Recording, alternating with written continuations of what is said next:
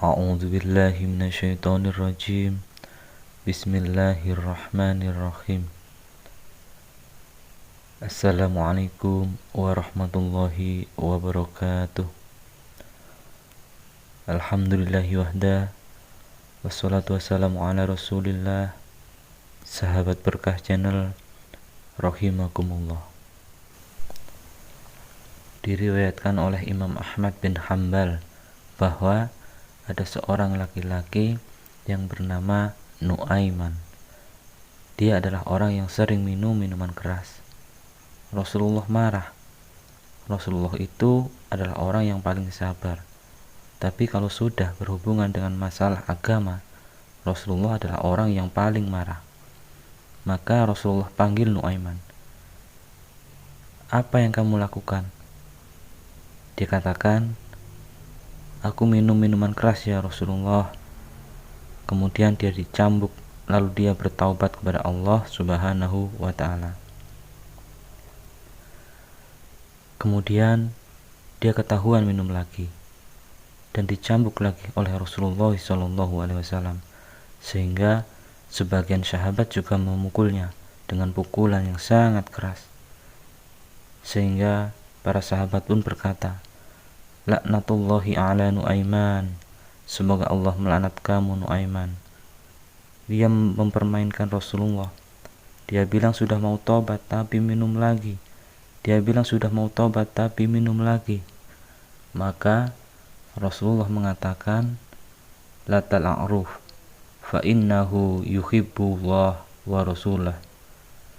Jangan kamu laknat Nuaiman, karena dia itu cinta sama Allah, cinta sama Rasulnya. Dalam riwayat, dia dicintai Allah dan dicintai sama Rasulullah baginda Nabi Muhammad SAW.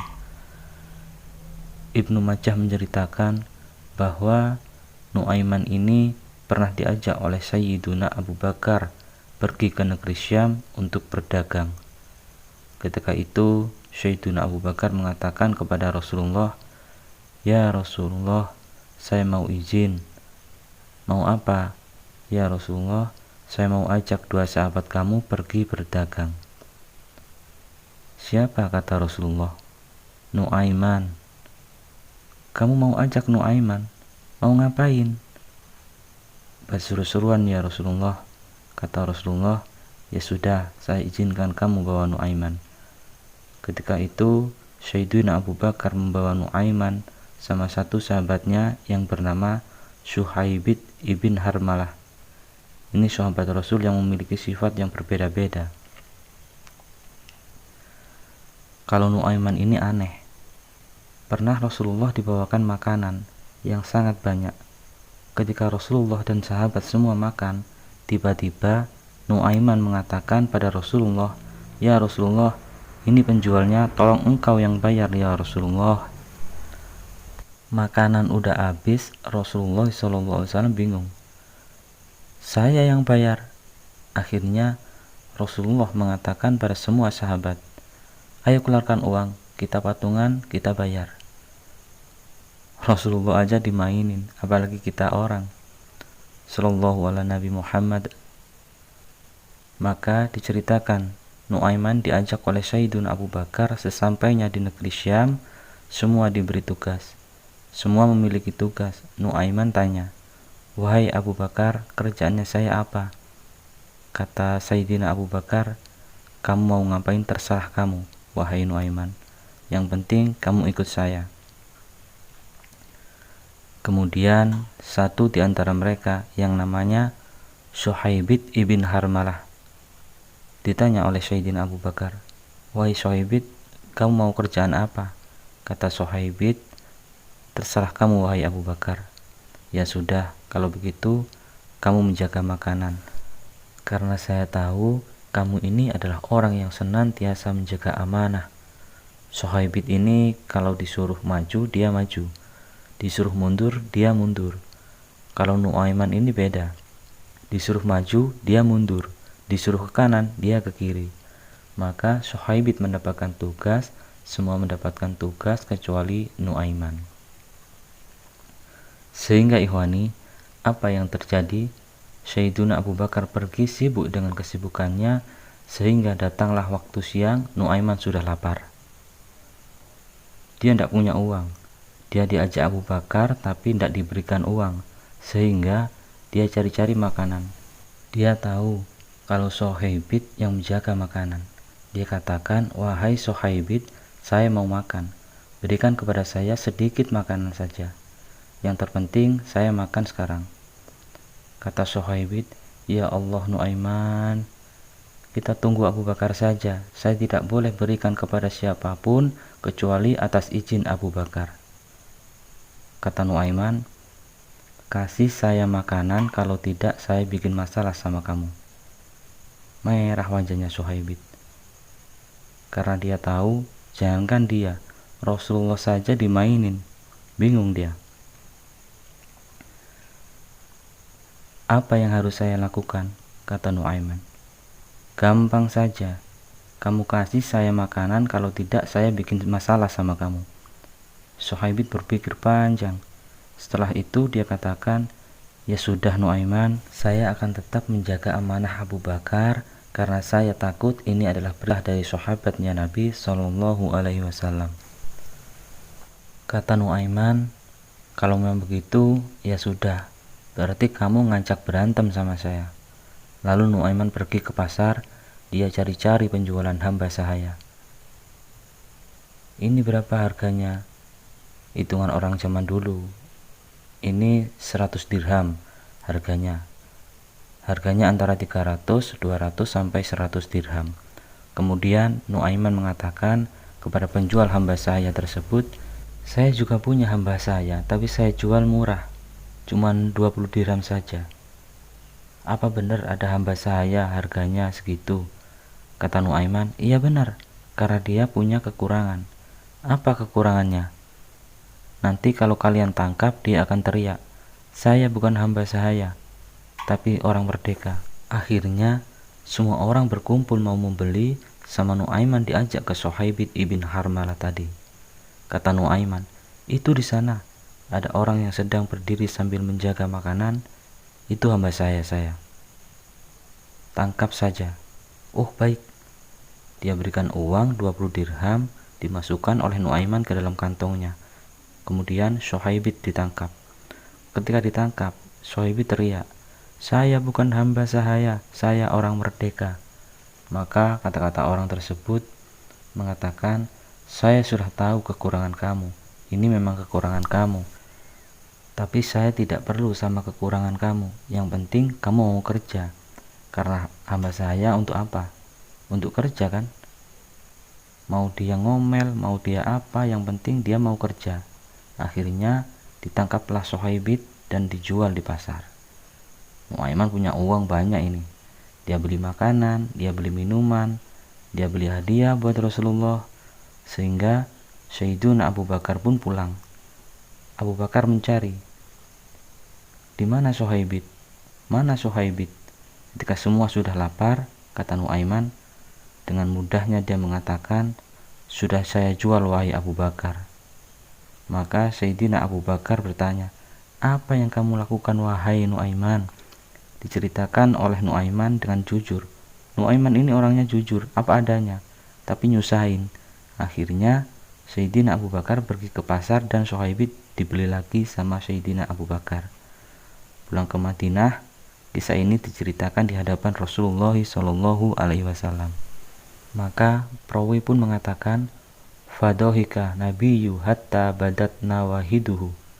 Ketika diceritakan kisah Nuaiman tersebut dengan Suhaibit, Rasulullah SAW tertawa sejadi-jadinya, sehingga gigi geraham Rasulullah nampak di mata para sahabat. Sehingga perawilah yang mengatakan, 1 tahun berlalu, setiap ada tamu yang datang, Rasulullah akan ceritakan kisah Nuaiman menjual Suhaibit tersebut. Pernah suatu ketika Rasulullah SAW didatangi ashraf, delegasi dari beberapa negara yang ingin mengenal apa itu agama Islam, sehingga mereka datang ke rumah Rasulullah SAW dengan membawa unta, yang ketika itu kendaraan yang paling mahal yang mereka miliki. Untanya adalah unta yang paling mewah. diikat di depan rumah Rasulullah SAW. Tamunya pun masuk, duduk bersama Rasul. Di depan rumah Rasul SAW ada beberapa sahabat. Ada Sayyidina Hamzah, ada Sayyidina Umar, ada Sayyidina Ali bin Abi Thalib, dan Sayyidina Sa'ad bin Abi Waqqas. Kalian tahu bahwa mereka adalah orang-orang yang pemberani. Sahabat ini lagi nongkrong di depan rumahnya Rasul, berjaga sebelum Allah Subhanahu wa ta'ala menurunkan ayat wahdahu yaksimuka minan nas. Ketika mereka lagi asik duduk, tiba-tiba Nuaiman datang. Ini Nuaiman kalau datang pasti buat sesuatu yang aneh. Bahkan dikatakan tidaklah Rasulullah SAW dalam keadaan bersedih kecuali Nuaiman datang. Rasulullah akan tersenyum, jadi sebagian sahabat itu senang kalau Nuaiman sudah datang. Pasti Rasulullah bahagia. Ketika itu Nuaiman datang ingin duduk bersama Sayyidina Hamzah. Sayyidina Hamzah bercanda sama Nuaiman. Nuaiman, kamu lihat unta orang yang datang dari luar Arab itu? Kata Nuaiman, iya lihat. Ini badannya besar. Ini dagingnya pasti banyak. Iya ini, kalau nanti malam kita sate enak ini. Kata Sayyidina Hamzah. Ah, apa kamu berani? Kata Nuaiman.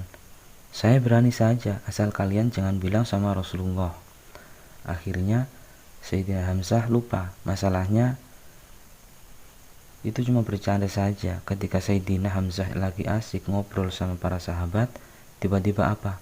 Ternyata waktu dia melihat unta tersebut sudah pisah antara badan sama kepalanya. Nuaiman mengatakan, wahai Hamzah, ini unta sudah saya potong. Saya mau pergi sebentar, kalau Rasulullah cari saya, tolong jangan diberitahu di mana saya. Nanti kalau keadaan sudah aman, kita nyate bareng-bareng. Maka dia pun berlari dan berlari mencari suatu tempat supaya dia selamat dari Rasulullah SAW. Sayyidina Hamzah bingung. Ini kalau Rasulullah keluar gimana?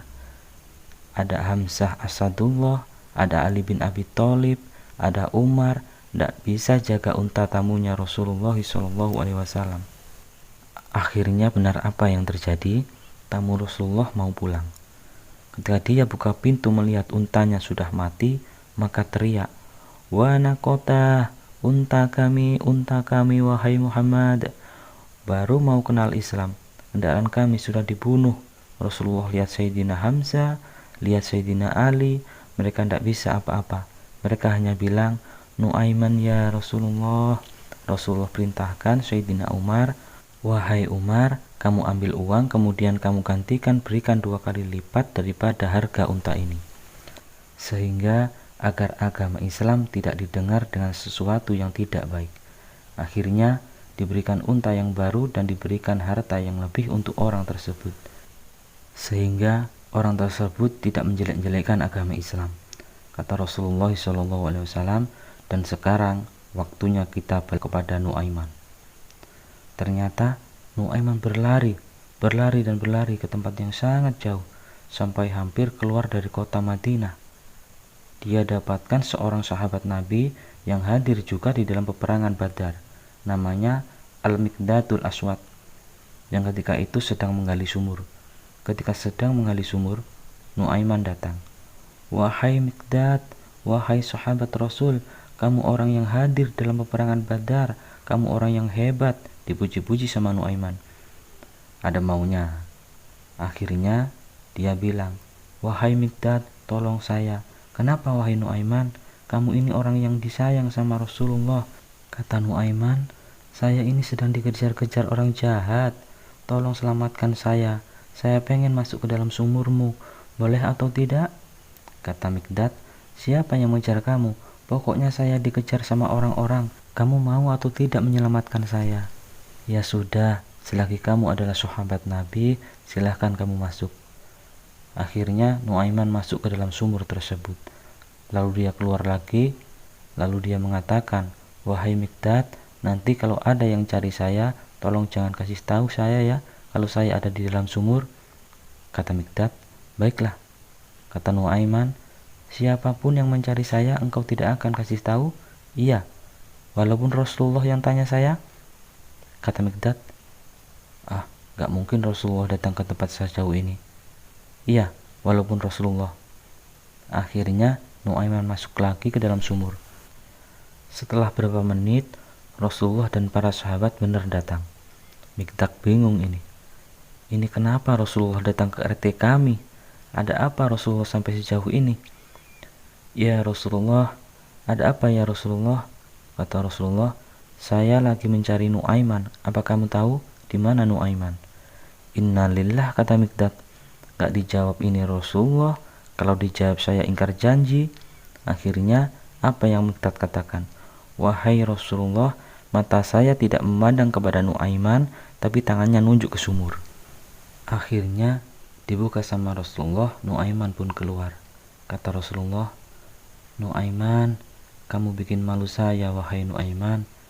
Ya Rasulullah, yang bersalah bukan saya, tapi orang yang mencari saya bersama kamu, wahai Rasulullah. Akhirnya Rasulullah menengok, siapa? Akhirnya Nuaiman sudah lari kabur. Kisah-kisah seperti ini sebenarnya banyak sekali, menunjukkan kepada kita bahwa kehidupan Rasulullah begitu indah.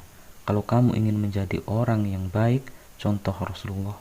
Mau jadi pemimpin yang baik, contoh Rasulullah. Di dalam segala hal, apapun itu, Rasulullah adalah contoh yang paling terbaik. Waktu itu Nuaiman lagi sumpah, tidak ada kerjaan dia. Lalu Nuaiman melihat ada orang yang buta, pegang tongkat, dia jalan ke sana kemari. Kata Nuaiman, saya lagi sumpah, ini orang bikin saya tambah sumpah. Dipanggil sama Nuaiman, hei buta, kemari kamu. Ini Nuaiman tidak bisa melihat orang kecuali dia kerjain. Tapi dia dicintai Allah, dicintai sama Rasulullah. Susah kan kalau Allah sudah cinta? Makanya cari cinta Allah, bukan cari surganya Allah. Cari ridho Allah, jangan cari surganya Allah. Surga itu makhluk, tapi ridho dan cintanya Allah itu yang paling mahal. Akhirnya buta dipanggil. Kenapa? Kata si buta. Saya ini lagi sumpah melihat kamu jadi tambah sumpah, kata Nuaiman.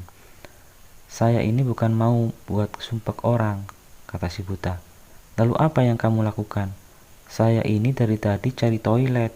Oh, cari toilet. Bilang dari tadi, biar saya bantu, kata Nuaiman. Dia pegang tangannya si buta ini sama Nuaiman. Ini mau balas dendam ini Nuaiman. Lalu si buta ini dibawa ke masjidnya Rasulullah. Dulu masjid nggak ada toiletnya, beda sama sekarang. Maka Nuaiman pegang tangan si buta ke masjidnya Rasulullah SAW. Kira-kira sudah dekat dengan mihrab. Di samping, di depannya, oh ini toiletnya. Kamu mau ngapain? Terserah kamu di sini. Apakah sudah tidak ada orang di belakang? Tidak ada siapa-siapa di sini. Lalu Nuaiman kabur, udah nggak ngurusin si buta itu lagi. Orang lagi sholat, sahabat dan para tabiin lagi pada sholat. Ini tiba-tiba di depan orang sholat ada orang yang buka celana. Yang lagi sholat, mereka percepat sholatnya. Lalu maju ke depan dan ingin memukul orang itu. Ternyata setelah dilihat, wah, ternyata orang buta. Hei, kenapa kamu berani buang air kecil di masjidnya Rasulullah? Awa masjidil Rasulillah? Apakah ini masjidnya Rasulullah? Iya, ini masjidnya Rasulullah.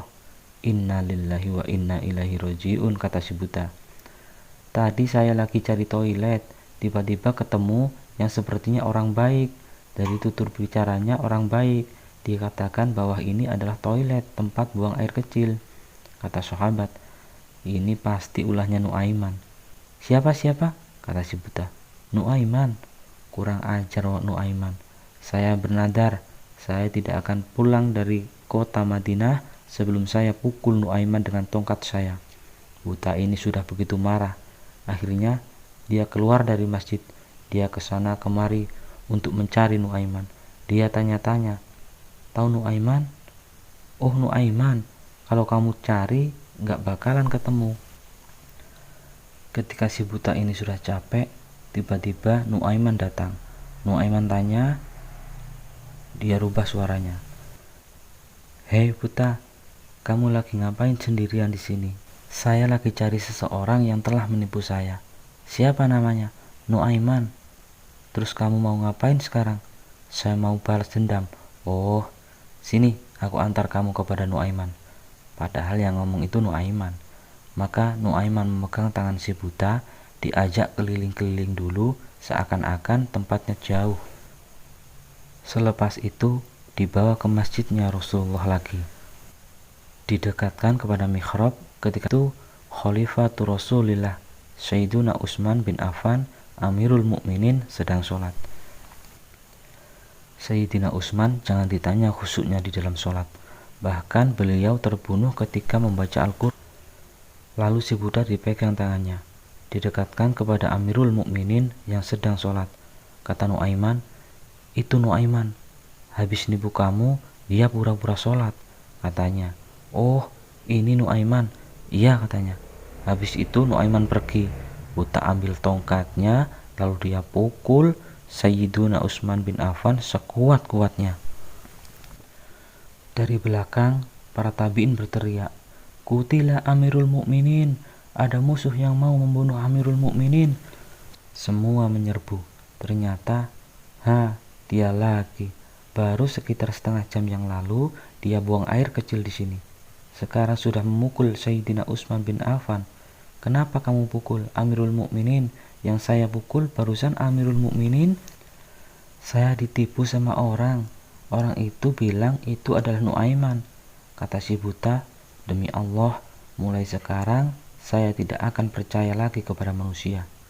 Satu waktu, saat setelah Nuaiman wafat, Rasulullah yang memandikan, Rasulullah yang mengafankan, Rasulullah yang masuk ke liang lahat. Kebayang gak? Tangan Rasulullah SAW memegang jasad seseorang, sudah pasti jasad tersebut diharamkan masuk ke dalam api neraka. Rasulullah sedih kehilangan seorang sahabat yang selalu membuat gembira beliau. Setelah Nuaiman di dalam kubur, semua orang pulang. Rasulullah SAW mengatakan kepada semua sahabat, "Silahkan kalian pulang. Aku ingin menyaksikan saat Nuaiman ditanya oleh para malaikatnya Allah. Aku khawatir Nuaiman tidak dapat menjawab." Ditungguin sama Nabi SAW. Ini salah satu mujizatnya Nabi. Nabi SAW dapat mendengarkan Mungkar dan Nakir saat dia bertanya kepada ahli kubur. Lalu malaikat Mungkar dan Nakir mendatangi jasad Nuaiman. "Assalamu alayka ya ahlal jannah." Ya Allah, mudah-mudahan kita semua ketika di alam kubur mendapatkan pertanyaan seperti itu dari para malaikat. Salam kepadamu wahai penghuni surga. La ilaha illallah. Allahumma ja'alna minhum. Amin ya rabbal alamin. Man rabbuka? Allahu rabbi, kata Nuaiman. Wa man nabiyuka? Coba pertanyaannya diulang, kata Nuaiman. Wa man nabiyuka? Tunggu. Kayaknya saya salah dengar ini. Wa man nabiyuka? Jangan keras-keras, orang yang masih di atas, kata Nuaiman. Di situ Nabi SAW masih tertawa, walaupun Nuaiman sudah ada di dalam kubur. Apa yang membuat seperti ini? Cinta. Kalau sudah mendapatkan cintanya Allah dan cintanya Rasulullah, sudah pasti hidup kita akan bahagia. Semoga video ini bermanfaat. Yang benar dan yang baik adalah milik Allah, dan yang buruk dari saya pribadi. Subhanallahumma wa bihamdika, asyhadu alla ilaha illa anta, astaghfiruka wa atubu ilaih. Assalamualaikum warahmatullahi wabarakatuh.